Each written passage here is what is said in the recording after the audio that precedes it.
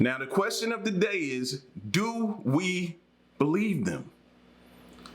I think it's safe to say that's why a lot of us watch these videos. It's because we're trying to figure out what's believable, what's true, what's false, what's real, what's fake, by the information that's trickling down to us, right? So in this video, scientists just discovered 100,000-year-old alien technology. Did they just discover it? Or have they known about it? That's what I'd be asking myself.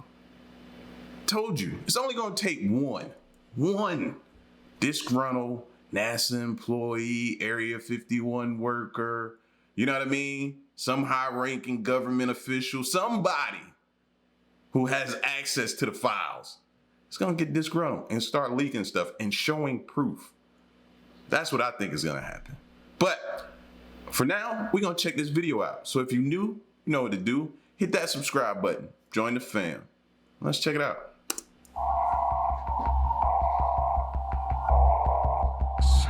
We prefer to consider... What? Say that again? Are those the only videos the government has? He says no. We keep hearing that. I think that's important. Seen hovering over our coastline have people wondering yet again, what could they be? Are those the only videos that the government has? He said no. We prefer to consider technological innovation as a slow, steady, and somewhat linear process. However, this is not always the case. Archaeological digs across the world have revealed that ancient civilizations occasionally developed technologies that were decades, if not centuries, ahead of their time. True. It is frequently claimed that these technologies compete with or outperform current science. This too is a misinterpretation. Many historical super technologies, from Roman concrete to Damascus steel, were previously forgotten but have since been reconstructed by modern researchers. Any difficulty in duplicating them is usually due to a lack of original instructions rather than an inability to grasp the idea itself.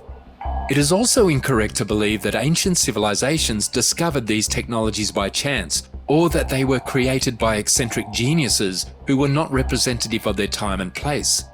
Despite the fact that many inventors were regarded geniuses, they cannot and should not be isolated from their surroundings. Their work is not retrograde, but rather a monument to their civilization's intelligence and scientific capability. But now we're going to talk about a new part that doesn't appear to be from our planet at all, but rather some type of alien technology. What exactly is this item? And why are scientists and experts still baffled by it? Stay with us until the end, because this one is quite shocking. Before we get into the specifics, you're probably wondering what a new part is. A new part, out-of-place artifact, is a name used to describe dozens of prehistoric artifacts discovered in various locations throughout the world that, due to their degree of sophistication, contradict their calculated age based on physical, chemical, and/or geological data. OOPARTs are frequently challenging to... First time I've ever heard of this, OOPART. OOPART. Y'all heard of that? I haven't heard of that before. This is new, and we've been going down this rabbit hole for a minute. Strange and funny how we just now get into this part of it. Chemical and/or geological data. OOPARTs are frequently challenging to traditional scientists while being a thrill to adventurous explorers and those interested in alternative scientific theories. The Ural Mountains are very ancient mountains that reach from Russia's north to Russia's south. It divides Russia into two parts, Europe and Asia. People who live in the Ural Mountains have reported odd events in the air and on the ground. Dozens of tourists to the Ural Mountains have claimed bizarre sightings of fireballs and cigar-shaped objects. But what has been discovered in the soil here is much weirder. In the intention of finding gold riches, researchers undertook an expedition into the mineral-rich Urals in 1991. The scientists uncovered something surprising while excavating along the Kozum, Narada, and Balbanyu rivers, 600 kilometers north of Arkham. They discovered a scattering of small metal coils and springs at depths of more than 30 feet. That soil had been undisturbed for hundreds of thousands or more years. The area where it was found was probably tens of kilometers around. It's as if something exploded thousands of years ago, scattering bits all over the region. The discovery of incredibly small coil-shaped artifacts near the banks of Russia's Kozum, Norada and Balbanyu rivers sparked a debate that has lasted to this day. These enigmatic and microscopic structures imply that a civilization capable of generating nanotechnology existed 300,000 years ago. These items include coils, spirals, shafts, and other unidentifiable components. According to a Russian Academy of Sciences examination in Sitkavar, the largest bits discovered are largely copper, while the smallest are tungsten and molybdenum. When you look down at them in a microscope, they're extremely regular in their structure, stated expert David Wilcock. They're very nice coils. The only way we could make them even now is with machine-guided technology. You could not do this by hand. Hear that statement? Let it sink in. The only way we could make this even now, is with the machine-guided technology. You could not do this by hand. Somebody got some explaining to do. And don't sit there and tell us you've known this. You've known this. Come on. Even now is with machine-guided technology. You could not do this by hand. What we're seeing here is proof that someone had advanced technologies sufficient to build the type of circuitry that we normally only see in semiconductors, computer chips, high technology equipment using metals that are not commonly known. So these spirals are clear evidence that someone had a very advanced civilization right here on Earth near our Kame. While the largest of these artifacts is 1.18 inches in length, the smallest is only 1/10,000th of an inch in length, and many have golden mean dimensions. The pieces were discovered at a depth of 10 to 40 feet in a geological stratus 20,000 to 318,000 years old. Their shape shows that they are produced rather than naturally occurring metal fragments. In fact, they have been discovered to substantially match the same microscopic components of modern nanotechnology.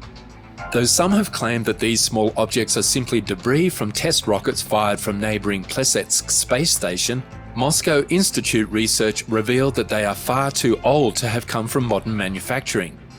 Dr. E.W. Matveyeva of the Central Scientific Research Department of Geology and Exploitation of Precious Metals in Moscow writes in 1996 that the components, while being thousands of years old, are of technological origin. How did ancient humans make such minute parts, and what did they do with them? Some believe the coils show that the human species had advanced technology during the Pleistocene period, while others believe the artifacts are the creation of extraterrestrials. The items were examined at 4 different research. Now, could they? I don't put it past them. Could they have had that advancement in technology? They could have. I don't put it past them. Could it have been alien technology? Could have been. I don't put it past them. But also think as well where they could be trying to push us to look. You gotta also think we could have had that, meaning our government could have had that somewhere.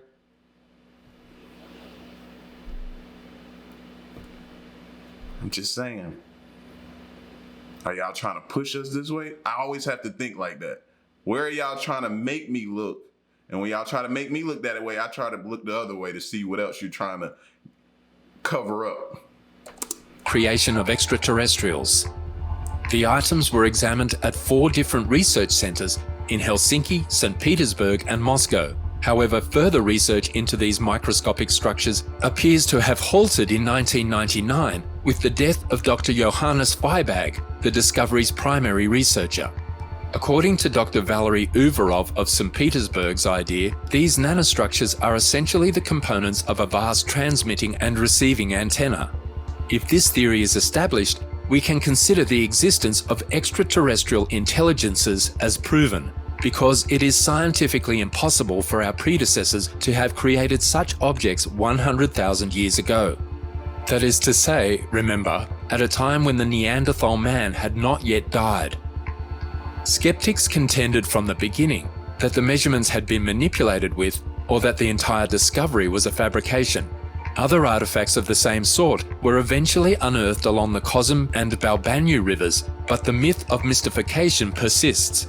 However, the investigation of these new structures has been transferred to other laboratories, which have produced similar results. As a result, nanospirals appear to suggest the presence of extraterrestrial intelligences. Is this strange discovery proof that humans were more technologically advanced than previously thought? Or are the artifacts proof of extraterrestrial contact or presence? Let's have a look at some notable alien encounters that may persuade you that aliens exist. Few instances in American UFO history have sparked as much fascination and speculation as the one in Roswell, New Mexico. It all started in the summer of 1947 at the start of the Cold War, when the United States Army Air Forces issued a shocking press release proclaiming the recovery of a flying disc on a ranch near Roswell. More than 70 years later, the incident continues to define the area's identity.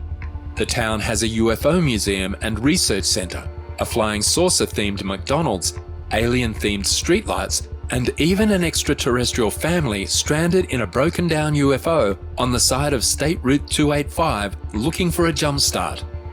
But there is an unsettling truth lurking underneath all of the UFO craze. The events of that summer were anything but clear-cut, with admitted cover-ups and contradictory explanations. It was actually a saucer. It was a spy plane. It was the Russians. The Roswell Daily Record then published an article about the crash and the RAAF's incredible claim. However, US Army officials swiftly retracted their flying saucer claim, insisting that the discovered wreckage was actually from a weather balloon and releasing images showing Major Marcel posing with fragments of the alleged weather balloon. Do y'all believe? Or does that sound like one of those good old-fashioned cover-ups? Do you believe it? I mean, it was a balloon. Yeah, it was just a balloon. That thing looked like a triangle, but this looks like a circle. But it was a balloon. Retracted their flying saucer claim, insisting that the discovered wreckage was actually from a weather balloon and releasing images showing Major Marcel posing with fragments of the alleged weather balloon debris as confirmation. For decades, many UFO researchers remained skeptical of the government's revised version, and in 1994, the US Air Force issued a study admitting that the weather balloon story had been fabricated. You think so? Come on, man.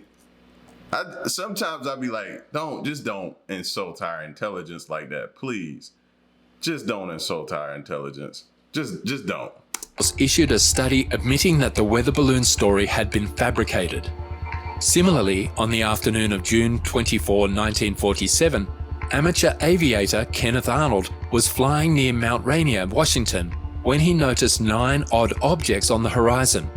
Arnold stated the plane flitted from side to side and flipped in tandem like the tail of a Chinese kite, and he calculated they were traveling at approximately 1,700 miles per hour, far faster than any known aircraft. He suspected the physics-defying objects were secret military vehicles at first, but subsequently conceded the experience was as much a mystery to me as it is to everyone else. Arnold's incredible account quickly made its way around the country, and reporters latched on his description of the objects moving like a saucer if you skip it across water. Within days, the term flying saucer was born. Arnold's encounter, when combined with the famous July 1947 incident at Roswell, New Mexico, in which the Air Force claimed a military weather balloon was mistaken for an alien spaceship, helped ignite a wave of flying saucer sightings across the United States. Most of these close encounters were dismissed by the military as misidentifications or hokum, but a few reports came from air traffic controllers and commercial pilots, people trained to examine the sky with a keen eye. The frenzy coincided with the outbreak of the Cold War, prompting many to think that the inexplicable sightings were caused by hostile Soviet aircraft. Following an official Air Force investigation, Lieutenant General Nathan Twining issued a memo in late 1947 declaring the flying disc phenomena as real and not visionary or fictitious. He proposed that the military investigate the origins of the sightings. By 1948, the Air Force had launched Project Sign, the first of 3 military agencies responsible with gathering and evaluating unidentified flying object data. The investigators of Project Sign swiftly concluded that UFOs were not coming from behind the Soviet curtain. Their flight characteristics just did not match those of any man-made aircraft, but some on the crew may have accepted the notion that UFOs were not of this planet. According to Air Force officer Edward Ruppelt and others who investigated UFOs for the government, Project Sign issued a report in the summer of 1948 speculating that the sightings could be evidence of interplanetary or extraterrestrial craft. The memo was allegedly rejected and destroyed by Air Force brass because there was no strong evidence for its conclusions. No copies of the report have ever been retrieved to this day. Do you believe aliens exist among us? Will we discover more mysterious technologies? Tell us in the comments section. I think we will continue to discover things and have questions and not get answers, you know? And one of the reasons I think we won't get answers is because it always comes in the form of they're trying to protect us. They don't want to create widespread panic. You know what I mean? And I get that. Truly, honestly, I get that, you know? But you, as our leaders, have to figure out a way to give us that information that we need in a way that it doesn't create widespread panic. Keeping us in the dark isn't doing us any good either. It's not. Now, I've heard some people say that's why they make certain movies. They make movies because that's their way of slowly getting us comfortable with the notion of there being extraterrestrial life. I'd rather hear it straight from the horse's mouth and give us the information. So y'all get at me in the comment section and let me know what you thought of this video, man. Science has just discovered 100,000-year-old alien technology. Y'all get at me and let me know what you think. Stick around and stay tuned. Till next one, I'm gone. Peace.